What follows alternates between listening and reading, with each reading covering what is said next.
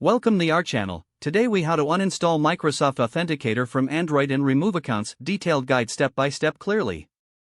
To uninstall Microsoft Authenticator from your Android device, start by locating the app on your home screen or in the app drawer. Press and hold the app icon until a menu appears.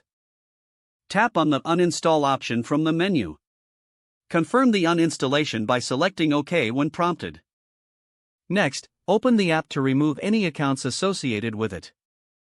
In the Microsoft Authenticator app, look for the three-dot menu icon in the upper right corner.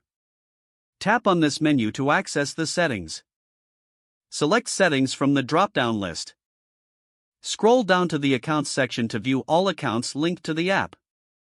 Choose the account you wish to remove. After selecting the account, tap the Remove Account option. Confirm the removal by tapping Yes when prompted. Repeat these steps for any additional accounts you want to remove. Once all accounts are removed, return to the main screen of the app. To finalize the process, go back to your device settings. Navigate to the Apps or Application Manager section. Locate and select Microsoft Authenticator from the list. Here, you can review any remaining app data if needed.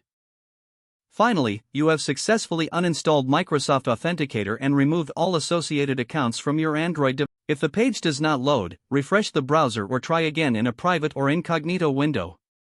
Make sure you are using the correct email address, then retype it carefully to avoid small typos.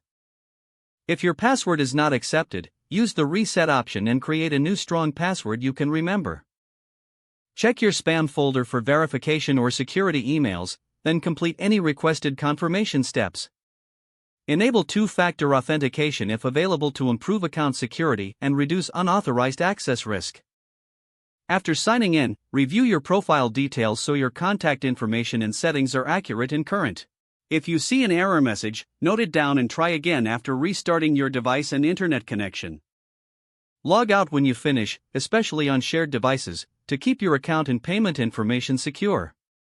If the page does not load, refresh the browser or try again in a private or incognito window. Don't forget to like this video and subscribe to our channel for more step-by-step tech guides.